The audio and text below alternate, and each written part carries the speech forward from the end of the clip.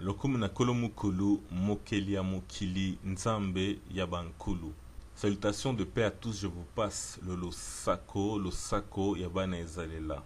Donc, dans cette vidéo, on va parler d'actualité, mais aussi, surtout, du nom Congo dans la Bible.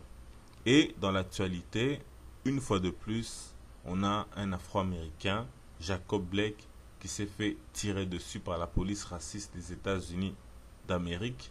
Et dans ce cas-ci, on lui a tiré 7 balles dans le dos, donc en toute lâcheté. Et il est dans une situation grave qu'un colo l'assiste, lui et sa famille. Et on nous a même dit, d'après les membres de sa famille, que même à l'hôpital, on lui a mis des menottes. Et bien évidemment, il y a eu des émeutes pendant plusieurs jours par rapport à cette histoire. Et on a commencé à avoir de plus en plus de groupes armés, des milices racistes ou néo-nazis qui sont venus soi-disant pour protéger les commerces des manifestants, des pillages, etc. Et parmi eux, il y avait un adolescent qui a tué 2 personnes. Il s'était infiltré et on a dit qu'il provoquait les manifestants.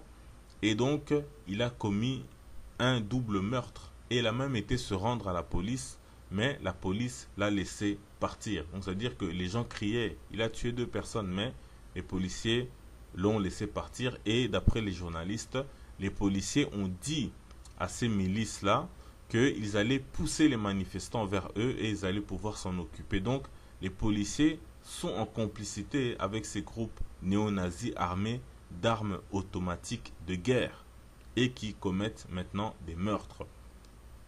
Et dans tout ça, il y a eu quand même un point positif dans cette actualité, c'est que les joueurs de la NBA ont boycotté les matchs. Ça a commencé avec les Bucks et puis ça a été contagieux dans toute la ligue. Donc tous les Lakers, etc., ils ont tous refusé de jouer et certains veulent même carrément arrêter la saison. Ils ne veulent plus continuer à jouer cette saison-ci en guise de protestation. Et ça a fait son effet boule de neige jusque dans le baseball, le tennis, etc. Et hélas, le point négatif, c'est qu'il n'y a toujours pas de réelle prise de conscience de ces sportifs qui n'investissent pas sérieusement dans leur communauté et qui réalisent les conditions difficiles de leurs frères, de leur communauté, que quand un policier assassine, et c'est là qu'ils se disent que ça aurait pu être nous à leur place, donc c'est là qu'ils se révoltent. Mais après, ils laissent le gouvernement, l'État américain s'en occuper.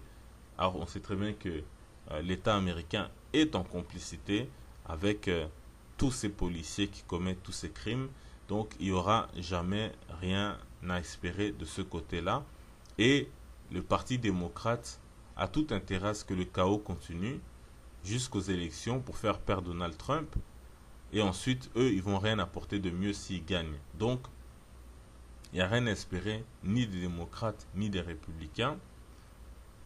En tout cas, ce qu'on constate, c'est qu'on l'a déjà dit il y a longtemps, Nkolo, Dieu est en train de dégoûter les Afro-Américains des États-Unis d'Amérique pour qu'ils commencent à penser à retourner dans leur terre promise en tant que des Bana Ezalela.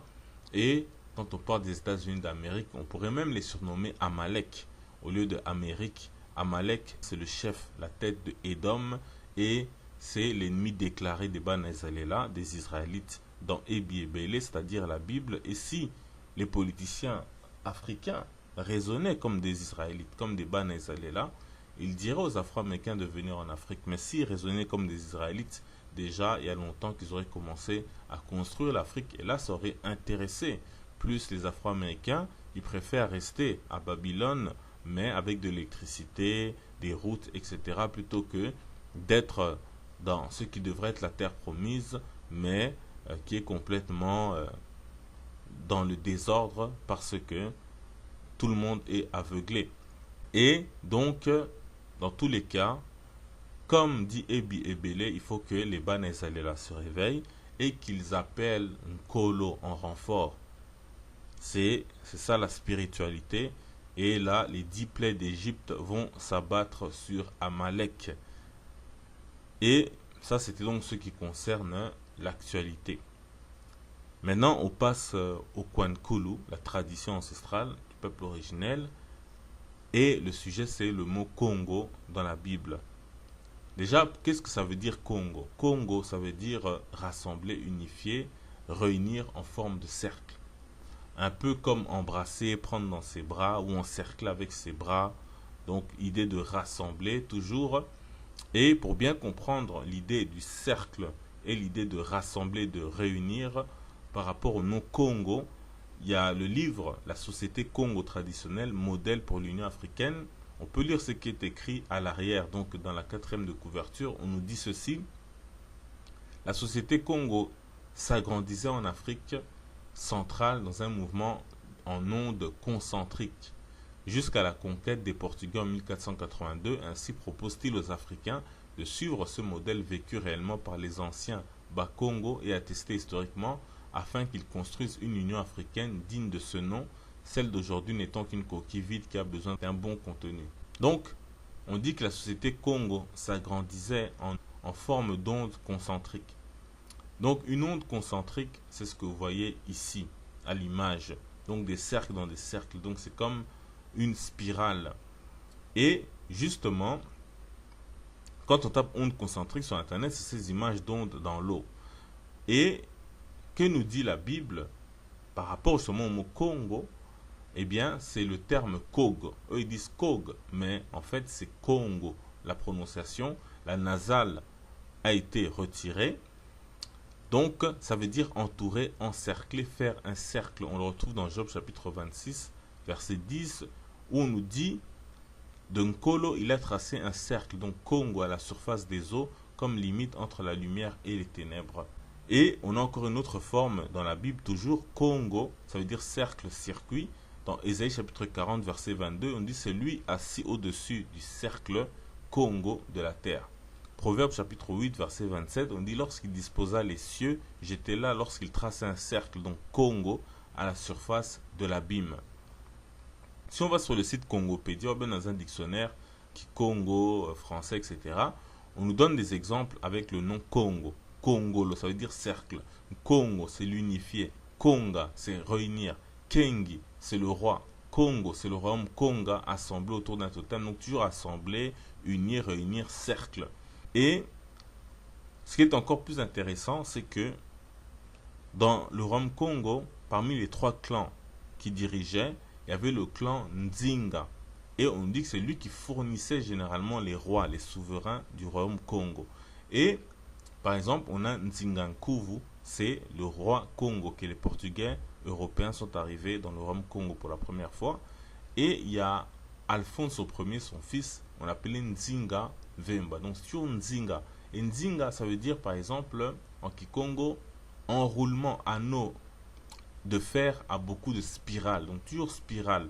D'ailleurs, le royaume Congo ne s'appelait pas la République du Congo ou bien la République démocratique du Congo, mais on appelait ça Congo Diantotila. Ça veut dire le cercle ou le rassemblement autour du rassembleur. Le Ntotila, c'était le titre du roi. C'est celui qui rassemble autour de lui. Donc, ce n'était pas comme aujourd'hui où on vote, une partie du peuple a voté, l'autre est contre toi et des opposants, etc. Non, là-bas, le roi rassemblait tout le monde. C'était comme le pharaon Narmer qui est considéré comme le tout premier. Donc, dans la palette qui représente l'unité de l'Égypte, il est en train de koanga, donc de rassembler. Et bien évidemment, on a vu qu'est-ce qu'il fait des opposants. Et sur la palette, on peut le voir. On voit des lions, des taureaux, avec les cornes toujours en forme arrondie, pour dire qu'il est en train de koanga, de Congo. Et bien évidemment, il y a des félins, des lions ou des léopards, avec leur cou en forme de cercle. Et leur queue aussi qui font des cercles, etc. Donc on comprend qu'est-ce qu'il est en train de faire. Il est en train de unifier. Et on dit que cette palette représente l'unification de l'Égypte antique. Et on sait que sur la couronne, justement du côté où il est en train de koang avec le ngo. Le ngo, c'est le félin, le lion et tout ça en lingala et dans nos langues. Et donc, on dit que c'est l'unification de l'Égypte antique. Et sur sa couronne, il y a bien évidemment la fameuse spirale. Donc, on voit bien que c'est l'idée de Congo, l'unification. Et le Ndinga. Ndinga qui est un nom féminin. Et donc, c'est pourquoi on parle souvent de matriarcat. Et on sait que la couronne rouge qui a cette spirale, c'est la couronne féminine, tandis que la couronne blanche, c'est la couronne masculine.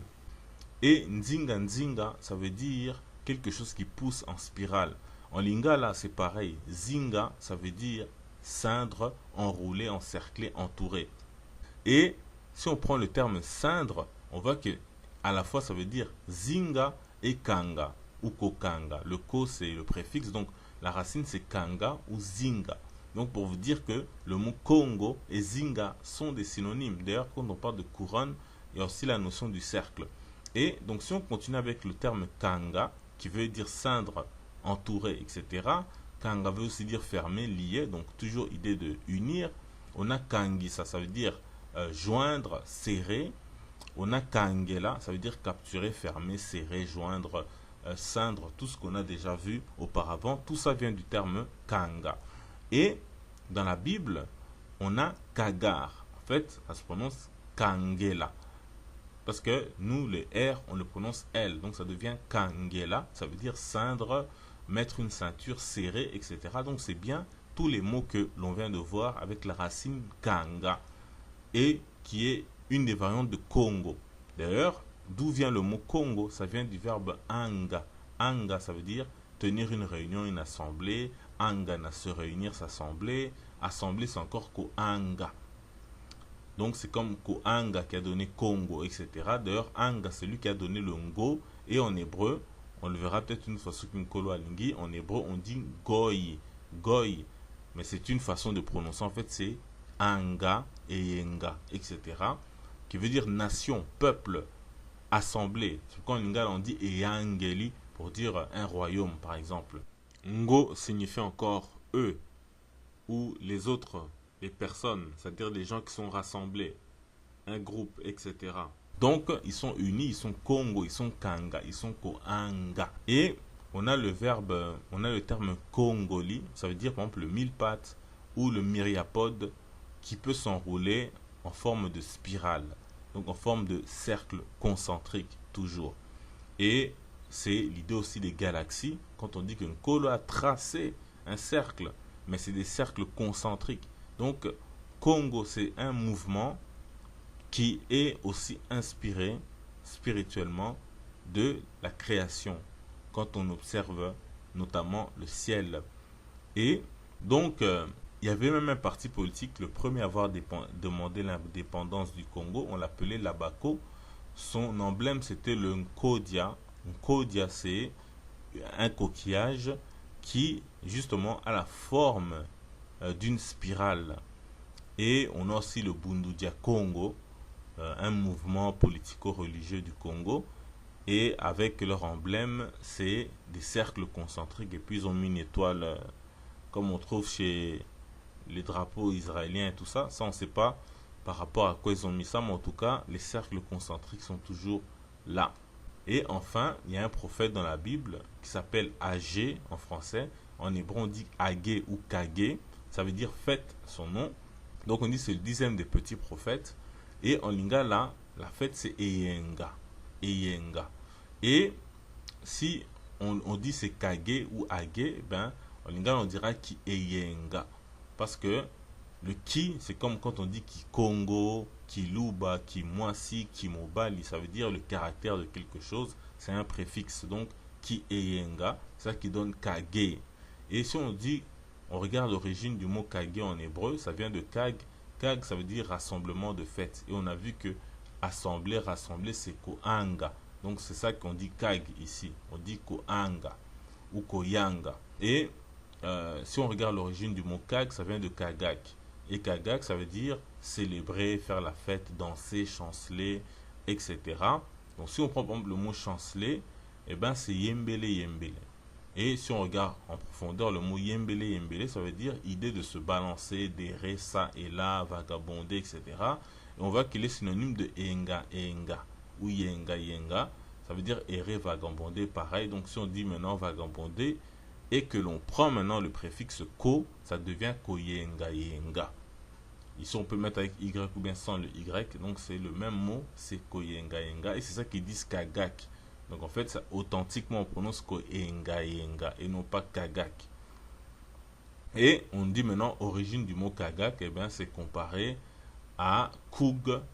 En fait, Kug qui est Congo, tout simplement, qu'on a vu, qui veut dire encercler, dessiner un rond, faire un cercle, etc.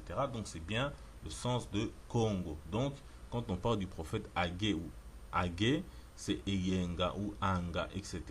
Si on dit Kage, c'est qui Eyenga, Koyanga, Koanga, Kanga, et ainsi de suite. Donc si les Africains, les Congolais et autres commençaient à raisonner comme des Bana Israéliens, comme des Israélites, eh ben, ils allaient au moins être attentifs à tout ceci par rapport à Ebi Ebele et commencer maintenant à raisonner. On s'arrête ici, le Kum Nankolo, Tatanzambia Bankulu, PV Force Santé, en salutation.